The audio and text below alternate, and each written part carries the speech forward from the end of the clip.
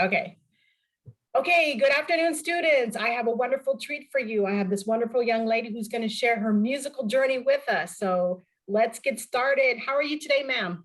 I'm doing very well, very warm in my apartment, but very well. Awesome, awesome. This is a wonderful snow day in here. Love Yep, it. in Houston. All right, well, so let's go ahead and get started. I have a couple questions for you. And the first one is, what is your name and what instrument do you play? My name is Celia Rehm, or Miss Rehm, and I can play the guitar and the piano. Oh, that's wonderful. When did you learn how to play those instruments? When I was 7, I started taking piano lessons at Mars Music, and guitar I picked up. My brothers always played guitar, so I picked it up here and there, but really kind of started getting more practice in high school. Oh, cool. We have something in common. I taught myself how to play piano at 7. Oh, wow. What do you know? That's cool. Why did you choose that particular instrument or those particular instruments? Well, my brothers play guitar, and I kind of thought the piano was a little more feminine. So I thought, like, I don't want to be like them, but I kind of want to be like them. But I'm a girl, so I chose piano. Okay, well, there you go. I was 7. It is what it is. Cool. Who inspired you to become a performing musician? My brothers, they were both in bands as I was growing up, and they were like so popular for it in high school. And one of my favorite musicians is Amanda Palmer. She's a keyboardist who's just real crazy. Awesome. That's really cool. How did you get to this point in your life musically? Please briefly share your journey from the beginning to now. Well, so when I was like a baby in my mom's womb, like my mom sang all the time. And I was a kid, we were always singing in the house. I was Beatles, so I always like had a knack for tone and singing. So that kind of was step one. And then playing piano when I was a kid. And in high school, my school had this thing called Live Music Club, where every Tuesday at lunch, we would go to one of the teachers' classrooms and we would just perform a song a piece. And I love attention, so I loved that. It was a highlight of my week to like play my little song on the piano. And with that, I kind of just started getting better. I started writing my own songs, and I don't quite have the lyrical confidence. Like I can make a tone, but lyrics were I always felt like I was being silly, and nothing was unique enough. But I use it now just for some sort of therapy, honestly. Like, what, I'm glad you said that because there's actually a field of music therapy where people are used to heal through music and all from cognitive to mental to all physical even. So that's really great that you mentioned that. And I like that activity that you had in high school. Wow, to do a live thing. What a great activity, honestly. it was great. And even now I do open mics around town here and there. Definitely not quite the audience, mostly at bars, and people are not the most respectable, but it's still fun. Yeah, that's cool. Much respect, much respect. So share a time musically when you were challenged and had to dig deep down for perseverance and resilience in order to overcome and prevail. Well, I was in California living there, and my eldest brother had passed away just recently, and I was trying to like, he was a musician. I'll show one of his guitars in a second. He was a musician, and he loved music and everything. And I thought, like, what can I, and I was so far away from home. I was like, how can I connect to him? So I decided to, like, try it out at open mic.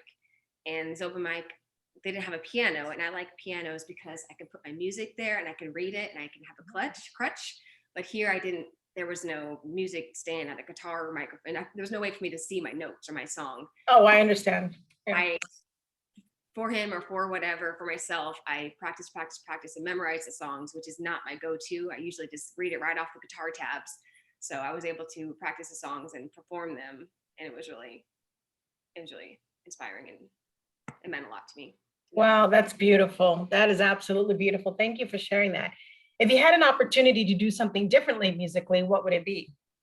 Oh, glad you asked. I've already recorded myself. I want to get into musical comedy. Whoa, tell me about that real quick. Well, like people are funny or whatever, but wouldn't it be kind of more funny to kind of just have like a tone going back behind you? So pretty much comedy, but have just like a background of simple notes playing. So it's kind of unique and combines some talents. That's pretty cool. I like that. I would love to see, I want to see that come to fruition, definitely. Just you So, wait. Close near you. what advice would you give to a young musician starting off in middle school band or orchestra or choir? Middle school, you band like band or like band? Like a middle school instrumental class. It could be mariachi, band, choir, orchestra, their voice for, you know, anything like that. I know how hard it is to be a middle schooler. I know that if 10,000 million things are happening, everyone's telling you what to do. And I remember as a kid, I would sit down and practice was a very intimate thing. It was me and the piano. No one was telling me what to do. And it's a very kind of a way to detach, for me at least. My brain goes a mile a minute. So just to detach with music was helpful. And if you're a dude, you're going to be so popular. And girls too. But. That's cool. Hey, that's great. I like that. I like that. Awesome. Awesome. So what is your vocation and your avocation? I had to Google that. Vocation is I'm a teacher, but any of my students right now will know that almost a couple of times a week I'll pull out my piano to sing to them, or it's one of my rewards is to make a song for them. So it's usually on the fly. So if you're a sixth grader in my class, you've already gotten a lot of Miss Rehm songs. What subject? Math, sixth grade. Ah, nice. Yeah, and then avocation, music, crafting, weaving, anything really. That's great. That's great. Awesome. So where do you go from here? Briefly share your musical ambition for your next journey in life. So the next kind of venture is this comedy music thing. And once I mean, it's probably easier to do open mics, but that and then find a Mucky Duck has a more classy open mic that I want to try out. But I don't really have, I play a lot of covers, so like paying gigs. Yeah. Not in my future, but some way to combine to make a unique experience out of it. That's just me. That is really, really cool because the students also studied the touring music careers and now they're doing music vocation and avocation. So, you know, the ones where they're going around and then the more stationary careers. So that's really interesting. You're saying that. Yeah, that's awesome. Gosh, I really appreciate you giving your time and letting us know. Great answers, great answers. So students, there you go. Miss Rehm, sixth grade math at Edison Middle School. She's a guitarist, she's a pianist, and very talented. All right, thank you, Miss Rehm, for your time. I appreciate it. You're welcome. Stay warm and all that fun stuff. Mm-hmm. All right. Oh, did you want to play a little song for us on guitar? I did. Do you mind? Oh, please do. We cannot end this without you playing for us. Come on. Yes. We want to hear a little excerpt. It's like a short song. That's fine. Let's get it rolling.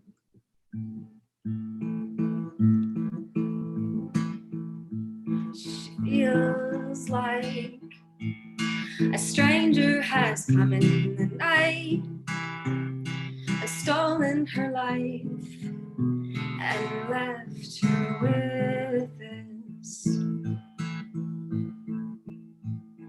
Bells break on ebony toothache.